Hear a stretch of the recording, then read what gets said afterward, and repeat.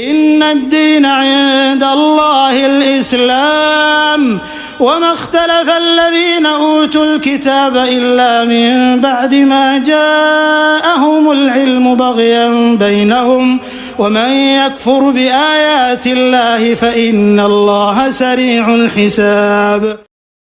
السلام علیکم ورحمۃ اللہ وبرکاتہ۔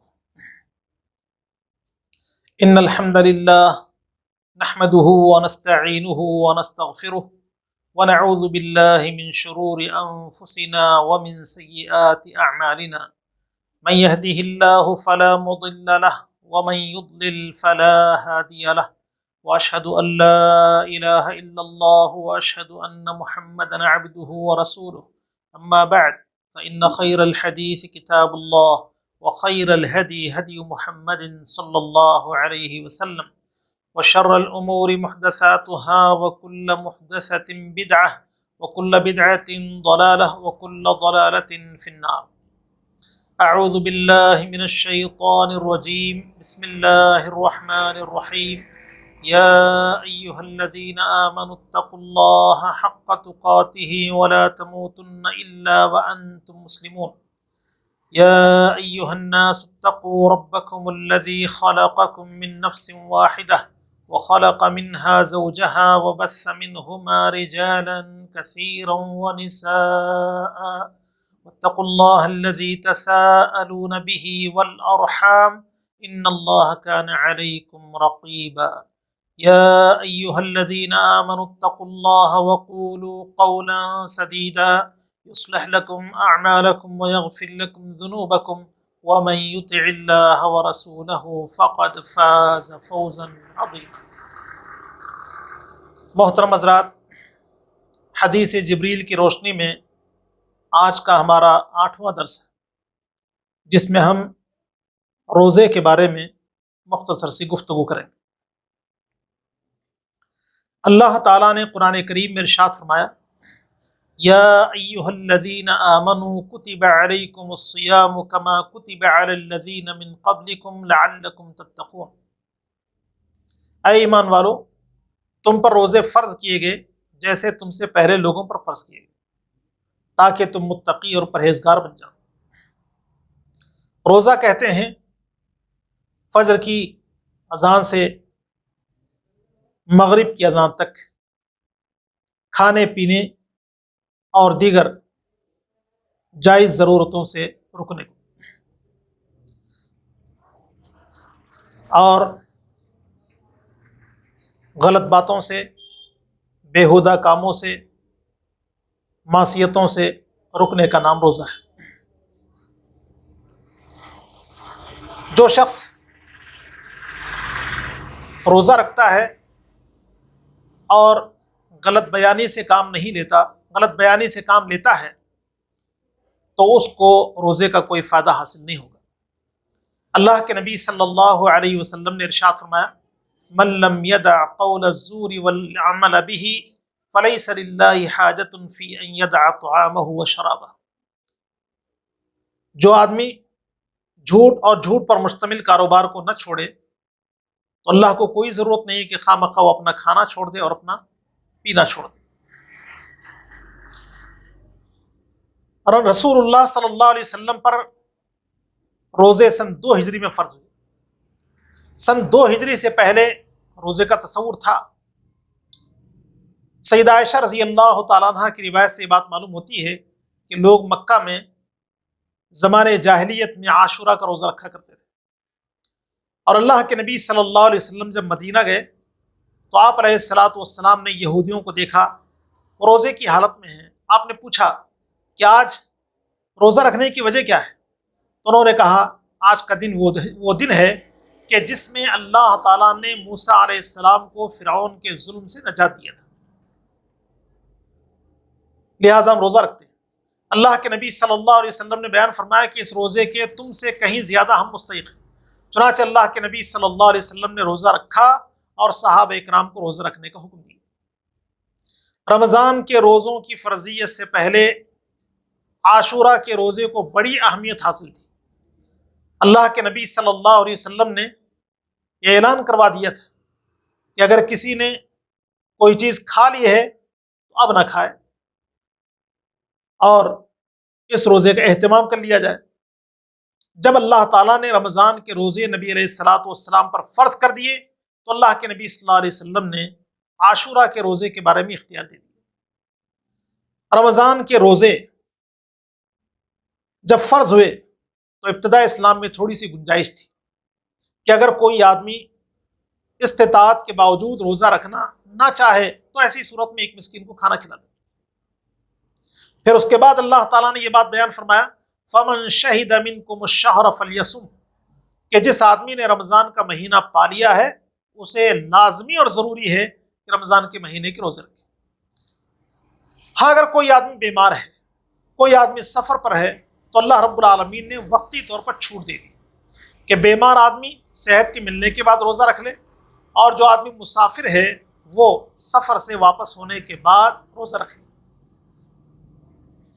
اگر کوئی آدمی اللہ تعالیٰ کی اس رخصت کو قبول کر لیتا ہے تو اللہ اس کے اجر میں کسی قسم کی کمی نہیں کرے گا، کیونکہ اللہ کے نبی صلی اللہ علیہ وسلم نے اس بات کو بیان فرمایا کہ اللہ رب العالمین جس طرح اس بات کو ناپسند کرتا ہے کہ تم معصیت کا کام کرو، گناہ کا کام کرو، تو اللہ تعالیٰ کو یہ بات پسند ہے کہ انسان اللہ تعالیٰ کی دی ہوئی رخصت کو قبول کر لے۔ تو اللہ کی جانب سے اگر کوئی رخصت مل جاتی ہے، اس رخصت کو اگر کوئی قبول کر لیتا ہے تو اللہ تعالیٰ کو خوشی حاصل ہوتی ہے۔ جو لوگ روزہ رکھتے ہیں رمضان کا تو ان کے لیے لازمی اور ضروری ہے کہ اللہ کے نبی صلی اللہ علیہ وسلم کے اسوہ اور نمونہ کے مطابق روزے کو رکھیں۔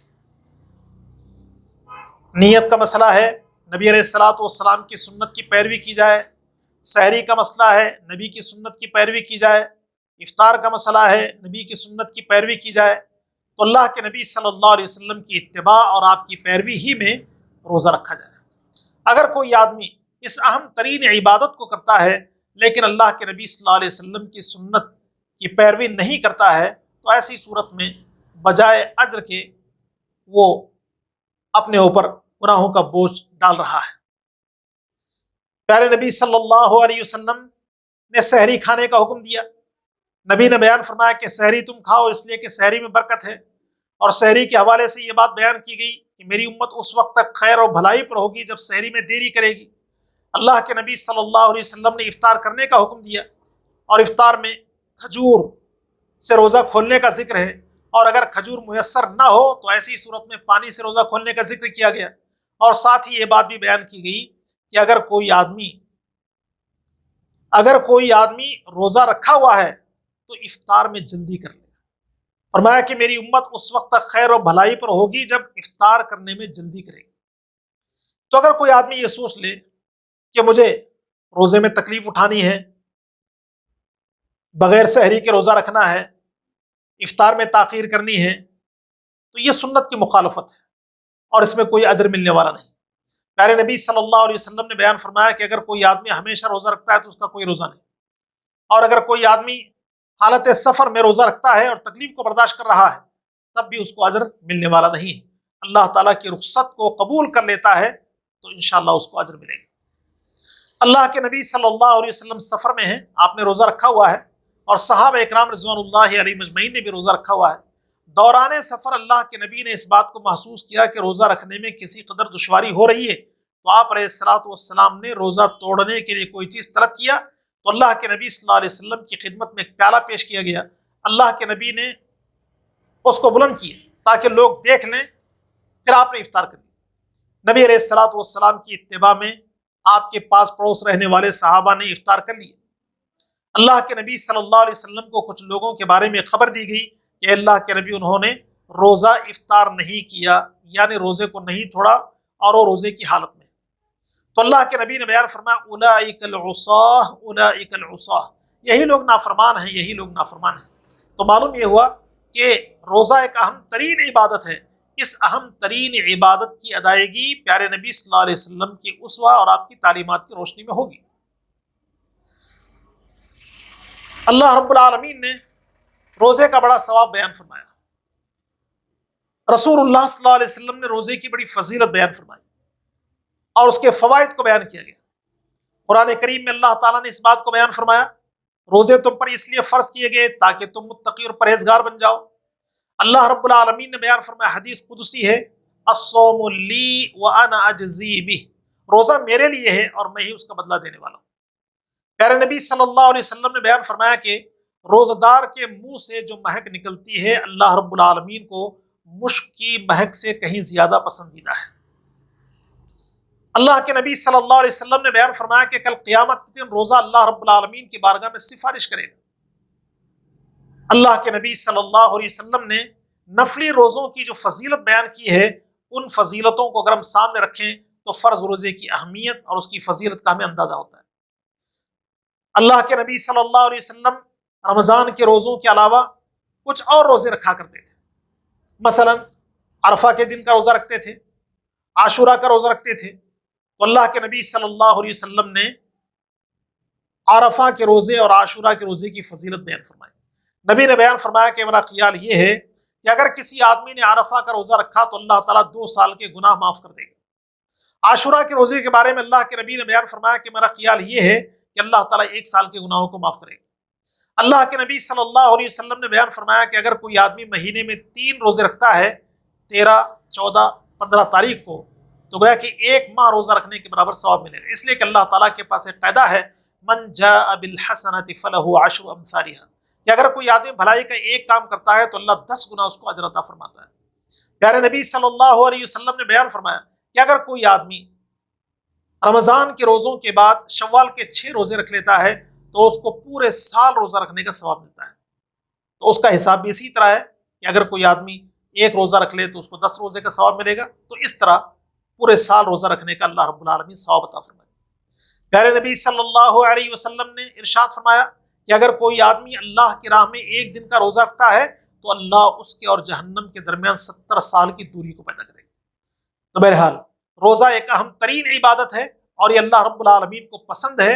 اللہ رب العالمین انسان کے اخلاص کو دیکھتا ہے کہ روزے کی حالت میں کس طرح انسان اللہ کی رضا کے لیے اپنے کھانے اور پینے کو چھوڑا ہوا ہے، تنہائی میسر ہے، کھانے پینے کی اشیاء موجود ہیں، لیکن اس کے باوجود وہ ان چیزوں کو ہاتھ نہیں لگاتا۔ اللہ تعالیٰ سے دعا ہے کہ اللہ ہم سب کو عبادات بجا لانے کی توفیق عطا فرمائے، آمین۔ وآخر دعوانا الحمد للہ رب العالمین، والسلام علیکم ورحمۃ اللہ وبرکاتہ۔